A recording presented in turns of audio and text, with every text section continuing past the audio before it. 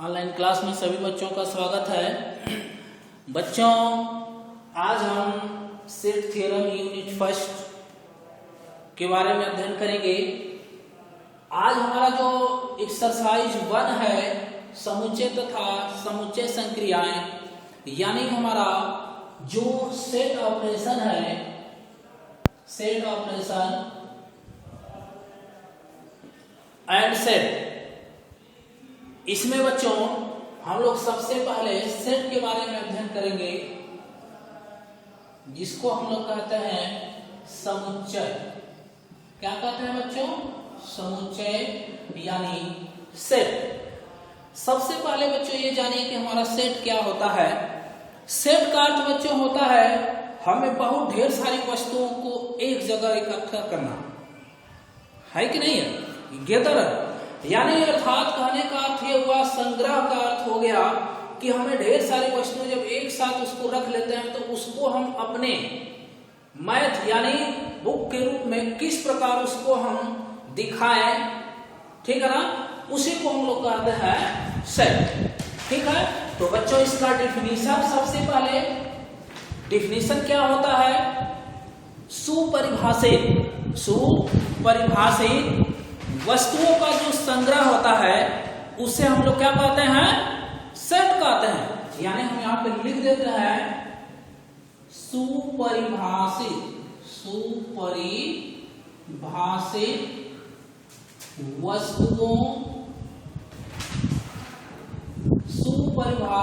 वस्तुओं का संग्रह क्या कहलाता है? समुच्चय कहलाता है, यानी सेट। समुच्चय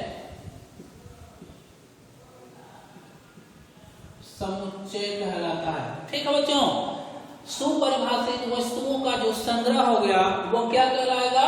समुच्चय कहलाता है। एग्जाम्पल में बच्चों लेते हैं हम लोग। एग्जाम्पल में हम फर्स्ट लेते हैं, जैसे कह दिया जाए एक कक्षा में, एक क्लास है ना, एक कक्षा में विद्यार्थियों का समुच्चय, एक कक्षा में विद्यार्थी या विद्यार्थियों का समुच्चय। लेकिन यहां पर ध्यान दीजिएगा, एक कक्षा में विद्यार्थियों, जब विद्यार्थी हो गए तो वो सब सेट में चला जाएगा, इसको आप नहीं लिखेंगे, है ना। क्या लिखेंगे? एक कक्षा में विद्यार्थी। अब बताइए कि कक्षा में सारे विद्यार्थी हैं तो उसका संग्रह हो गया कि नहीं? इकट्ठा है ना, उसको हम लोग क्या कहेंगे? सेट कहेंगे। दूसरा आ जाते हैं, अब हम लोग कहेंगे जैसे खेल है ना, तो टीम में आ जाते हैं। तो एक टीम में आखिर 11 प्लेयर होते हैं तो खेलते हैं, 9 प्लेयर होते हैं तो भी खेलते हैं। कबड्डी हो गया, यानी ये सब खेल है। इसमें हम क्या करते हैं कि जितने भी प्लेयर होते हैं, खेलने वाले खिलाड़ी, उसको इकट्ठा करते हैं कि नहीं करते? तभी ना खेलते हैं।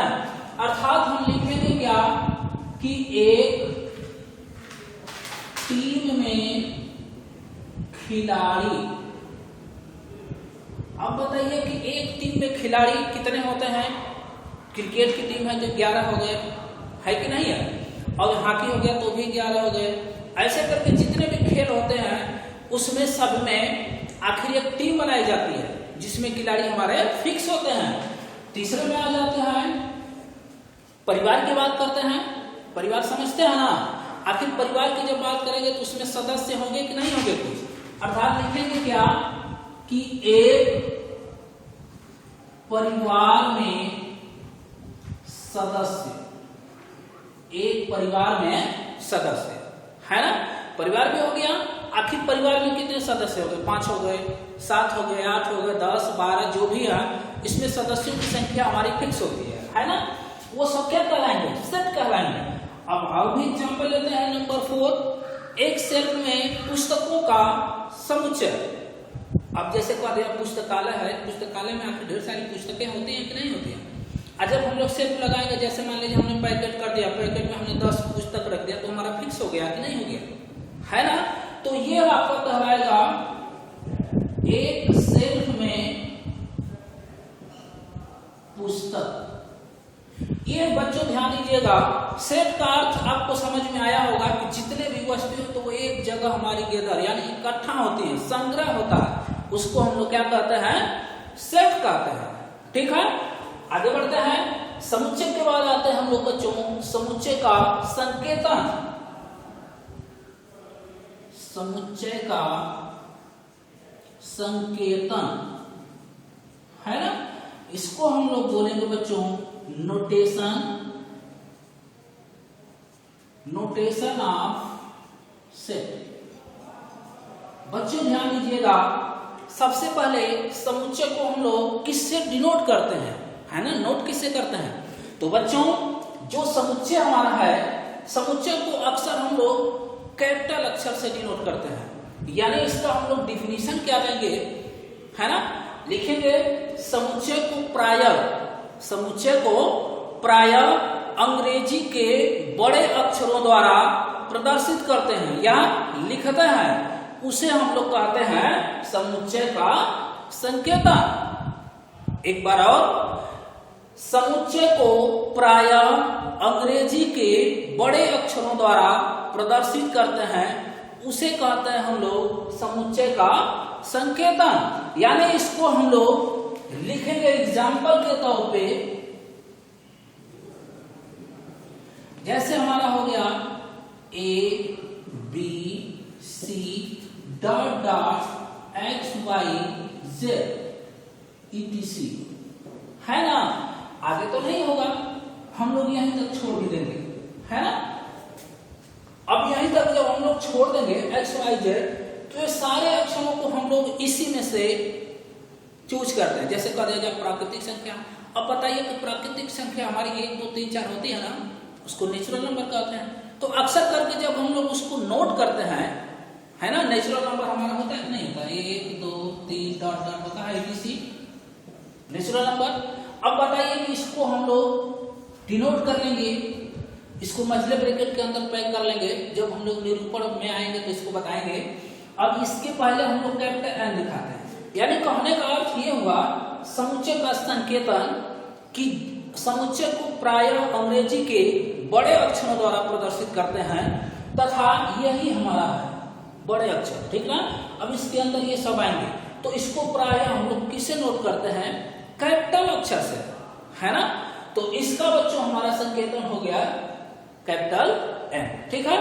अब आते हैं बच्चों आगे, हम लोग इसका अवयव के बारे में अध्ययन करते हैं, इसके बारे में अवयव, ठीक है।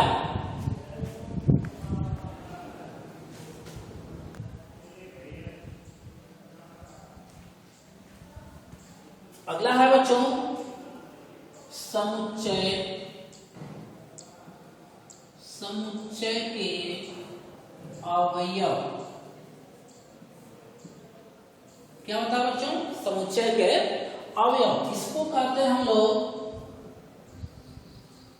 एलिमेंट्स,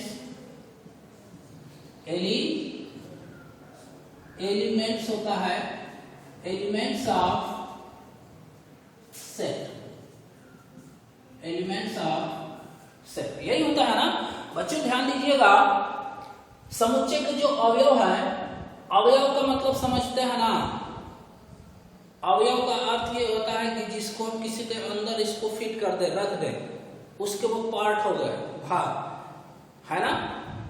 तो अवयव का अर्थ हो गया, हम लोग इसका बच्चों डिफिनीशन देंगे, समुच्चय के जो अवयव हैं, है ना। तो समुच्चय को निरूपित करने वाले जो संग्रह होते हैं, है ना, समुच्चय को निरूपित करने वाले संग्रह में प्रत्येक एलिमेंट्स यानी प्रत्येक तत्वों को हम नोट करते हैं तथा उसके बीच में कॉमा का चिन्ह लगा देते हैं और फिर हम इसको कहते हैं, ठीक है, उसको कहते हैं हम लोग समुच्चय के अवयव, ठीक है। एक बार और, समुच्चय के अवयव में समुच्चय को निरूपित करने वाले जो संग्रह होते हैं, संग्रह मतलब समझ रहे हैं, जिसको हमने कैपिटल अक्षर से निरूपित करते हैं, है ना। संग्रह में प्रत्येक तत्व या एलिमेंट्स को हम लोग लिखते हैं तथा छोटे अक्षरों के द्वारा लिखते हैं तथा उसके बीच में अल्प विराम यानी कॉमा का चिन्ह लगाते हैं, उसे हम लोग कहते हैं समुच्चय के अवयव। ठीक है, जैसे आपका एग्जाम्पल में हम लोग बच्चों आएंगे,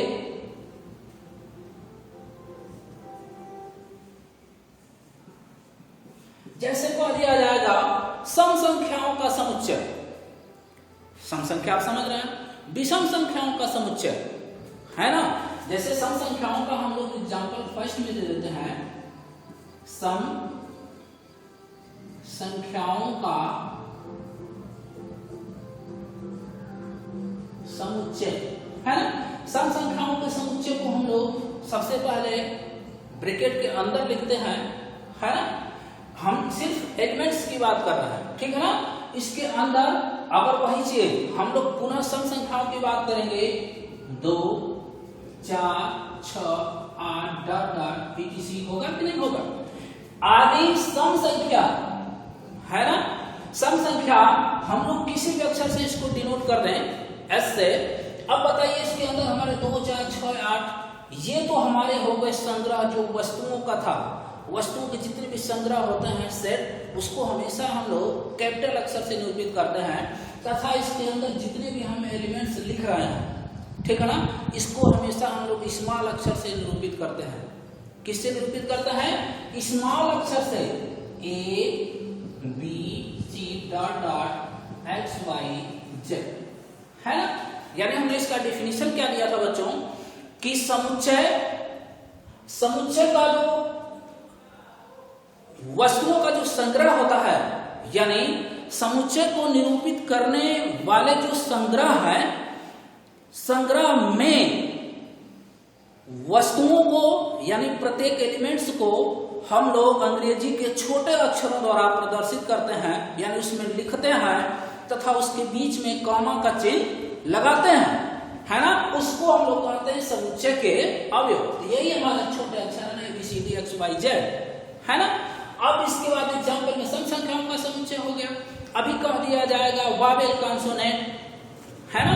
तो वावेल में आप समझ गए A E I O U, तो उसको भी हम लोग नोट कर देंगे A E I O U मझले ब्रैकेट में। तो आखिर हम इसको लिख रहे हैं, इसको हम मझले ब्रैकेट के अंदर जो लिख रहे हैं कॉमा का चिन्ह लगा रहे हैं, अल्पविराम, है ना। तो इस प्रकार जो हम लिखते हैं इसी को हम लोग कहते हैं समुच्चय के एलिमेंट्स, अवयव, ठीक है। अब इसमें बच्चों आ जाते हैं हम लोग कुछ नोट के बारे में।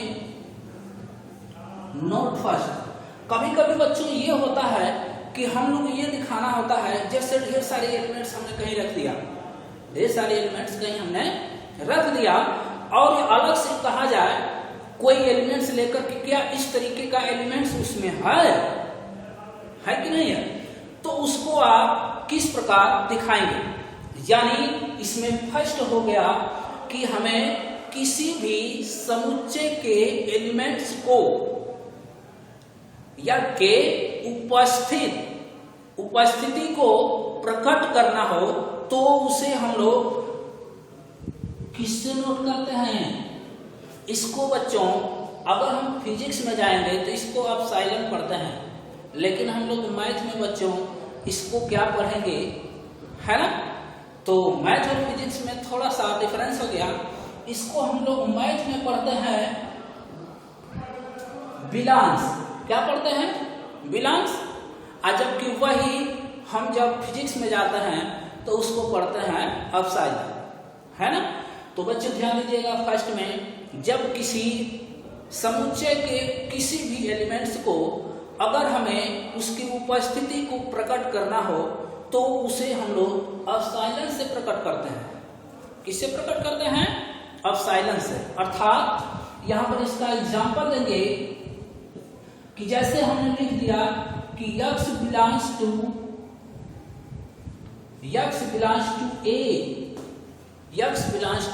A, कहने का अर्थ है कि x का जो भी एलिमेंट्स होगा वह A में उपस्थित होगा।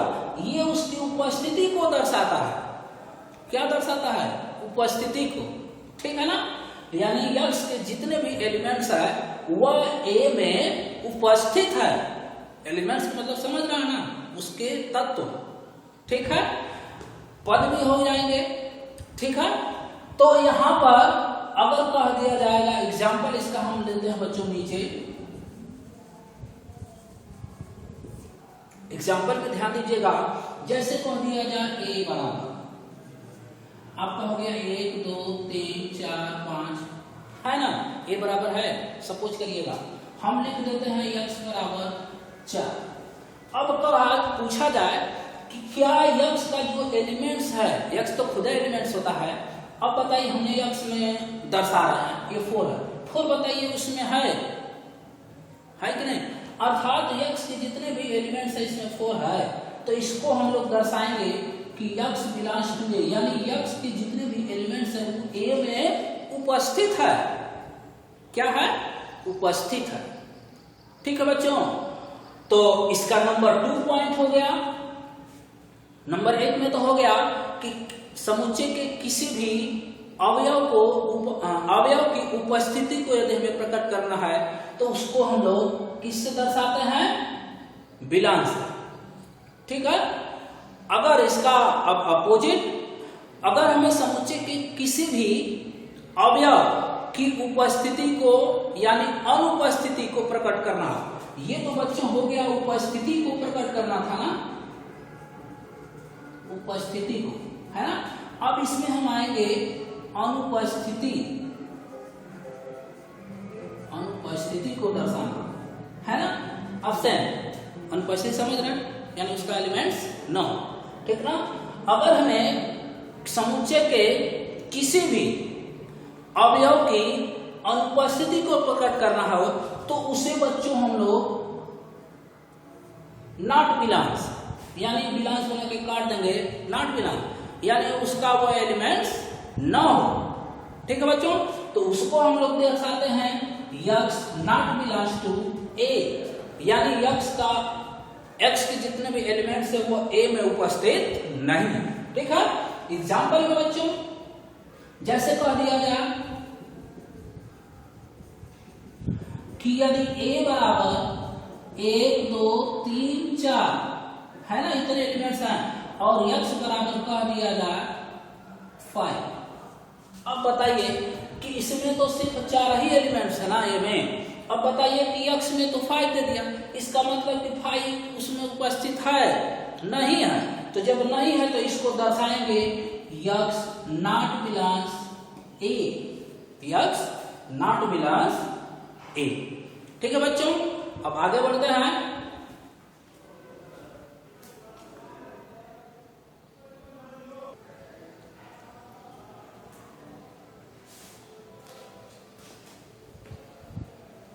आगे बच्चों बढ़ते हैं समुच्चय,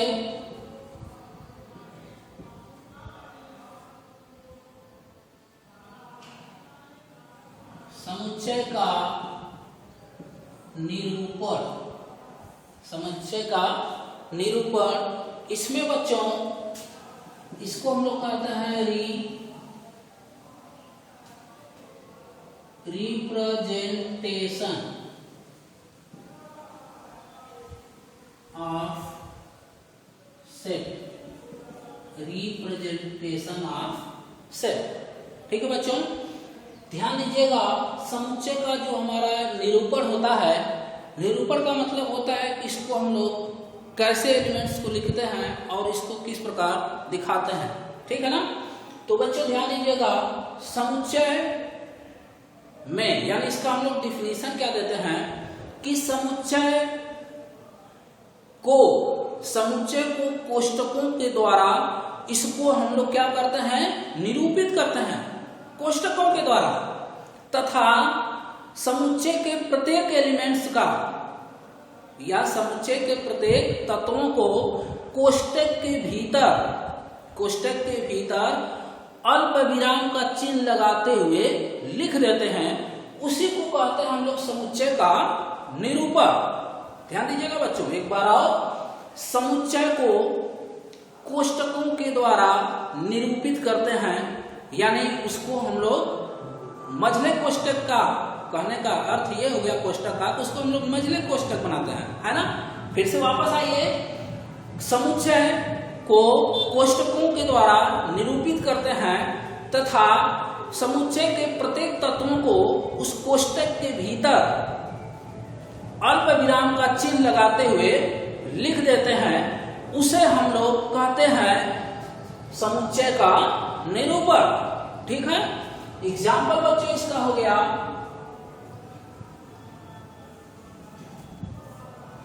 एग्जाम्पल सम संख्याओं का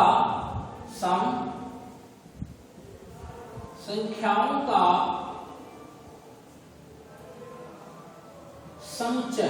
अक्सर करके जितने भी इसके इंग्लिश वर्ड होते हैं उसके फर्स्ट अक्षर से हम लोग डिनोट करते हैं, लेकिन ये सब हमारे अंग्रेजी वर्णमाला में ही आते हैं। जैसे सम हो गया था, इवेन होता है ना, अगर वही हमारा विषम होता तो 8 होता। तो अक्सर करके जो है इवेन होता है, तो इवेन का हम पहला अक्षर ले लिए ई के अंदर हमने लिख दिया 2, 4, 6, 8 dot dot and so etc हो गया। यानी ये जो हमारा हो गया, ये समुच्चय का जो संकेतन होता है हम उसको हमेशा कैपिटल अक्षर से डिनोट करते हैं, और इसके अंदर जितने भी हमारे समुच्चय के एलिमेंट्स होते हैं उसको नोट करते हैं। और जब ये दोनों एक साथ होते हैं तो उसको कहते हैं समुच्चय का निरूपण। क्या कहते हैं बच्चों? समुच्चय का निरूपण होता है। ठीक है ना। अब सम संख्या हो गया। इसी प्रकार हम लोग जाते हैं तो एक सेल्फ में पुस्तक भी लेते हैं, एक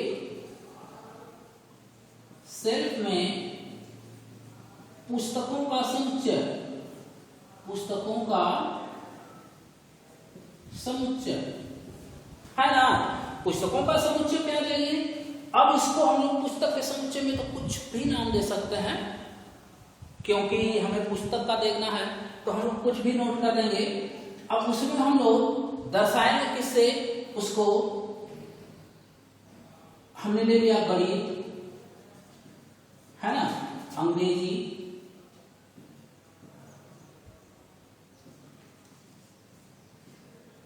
गणित अंग्रेजी हो गया, और इसके बाद हमने ले लिया विज्ञान,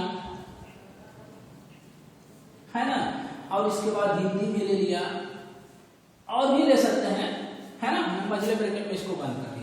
यानी एक सेल्फ में इतनी पुस्तकें हैं और ये हमने सारी पुस्तकों के एक मझले ब्रैकेट के अंदर नोट कर दिया, तो ये सब इसके एलिमेंट्स कहलाएंगे। क्या कहलाएंगे? एलिमेंट्स। और इन सबको जब हमने एक साथ नोट किया, वह जिसके भी अंतर्गत आएगा उसको हम लोग क्या कहते हैं बच्चों? एक सेल्फ में पुस्तकों का यह समुच्चय कहलाता है। यानी ये समुच्चय का यह आपका निरूपण हो गया। क्या हो गया? निरूपण हो गया। इसको हम लोग ऐसे ही छोड़ देंगे। ठीक है। अब बच्चों आगे बढ़ते हैं।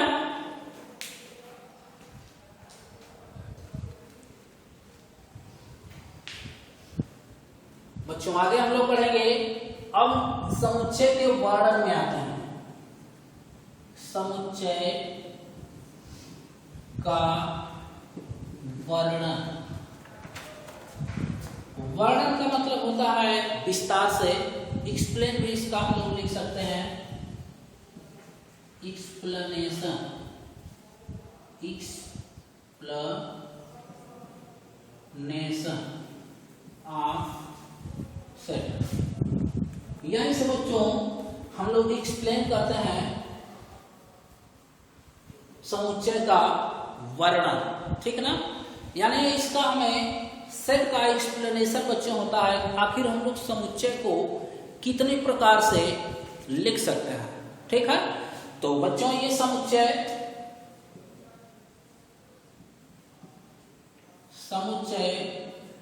दो प्रकार के होते हैं।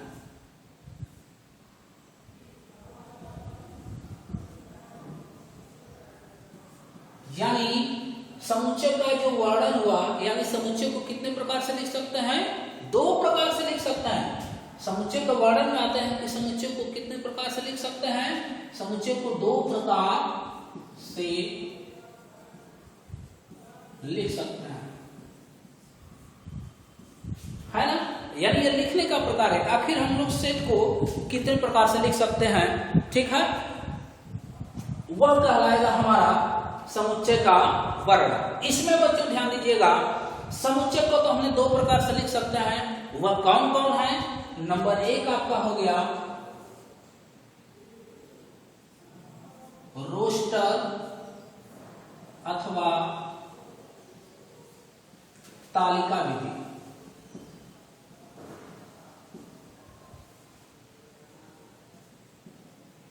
रोस्टर अथवा तालिका विधि बच्चों आएंगे, इसको हम लोग लिखेंगे इंग्लिश में रोस्टर मेथड भी लिख सकते हैं, छोड़ भी सकते हैं आर, है ना। तालिका को तो हम लोग लिस्टिंग बोलते हैं, जिसको सूची विधि भी कहते हैं, लिस्टिंग मेथड, ठीक है। उसको हम लोग सूची विधि भी कहते हैं तालिका को, ठीक है। तो बच्चों ध्यान दीजिएगा, नंबर एक तो हो गया रोस्टर अथवा तालिका विधि, और नंबर दो हो गया समुच्चय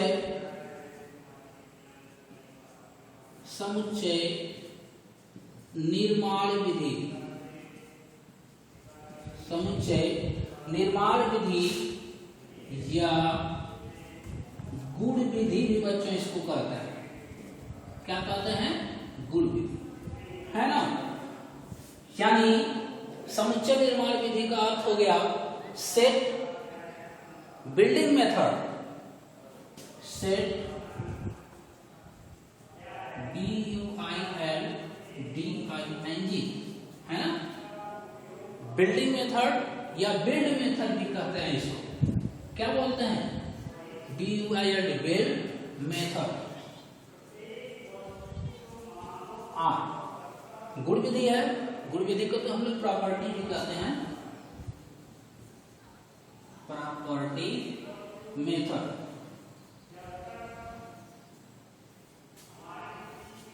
ठीक है बच्चों, अब इसमें हम लोग व्याख्या में आएंगे। नंबर एक हो गया हमारा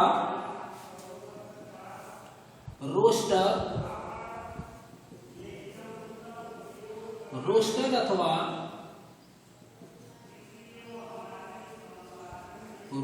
अथवा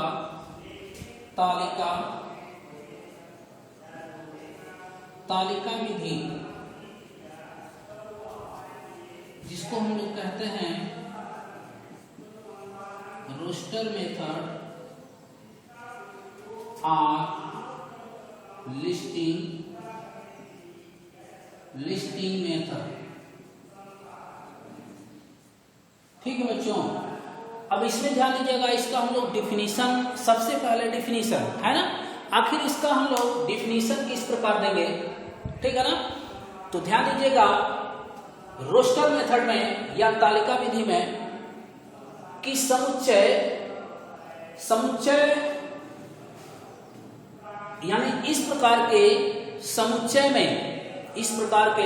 समुच्चय में जितने भी एलिमेंट्स होते हैं, इस प्रकार के समुच्चय में समस्त अवयव, समझते हैं ना, सभी अवयव, इस प्रकार के समुच्चय में समस्त अवयवों को मझले ब्रैकेट के अंदर या कोष्टक भी कह सकते हैं, ठीक ना, कोष्टक के भीतर इसको अल्प विराम का चिन्ह लगाते हुए लिख देते हैं, उसे हम लोग कहते हैं रोस्टर अथवा तालिका विधि। एक बार और, इस प्रकार के समुच्चय में यानी रोस्टर मेथड में, है ना, यानी इस प्रकार के समुच्चय में समस्त अवयवों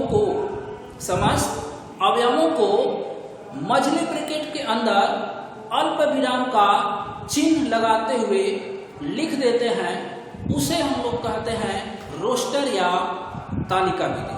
ठीक है, एग्जाम्पल पे आते हैं बच्चों।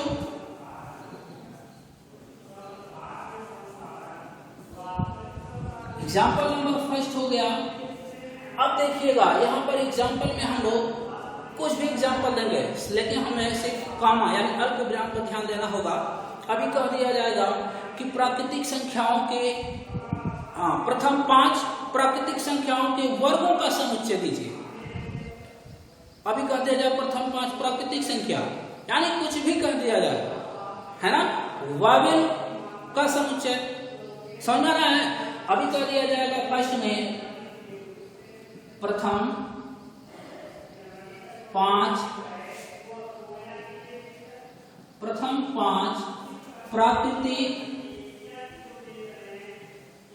प्राकृतिक संख्याओं के वर्गों का समुच्चय। प्रथम 5 प्राकृतिक संख्याओं के वर्गों का समुच्चय।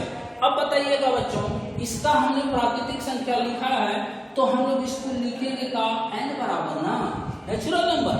अब बताइए कौन है प्राकृतिक संख्याओं के वर्गों का, तो क्रम से 1 का वर्ग 1, 2 का वर्ग 4, 3 का वर्ग 9, 4 का वर्ग 16, 5 का वर्ग 25, 1 2 3 4 5 हो गया, मझले ब्रैकेट में बंद।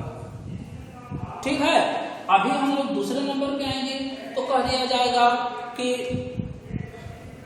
सम संख्या। प्रथम 5 सम संख्याओं का समुच्चय या विषम संख्या में लिख सकते हैं, लिख देंगे प्रथम 5 विषम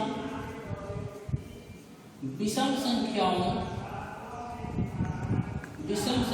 का समुच्चय है कि नहीं है।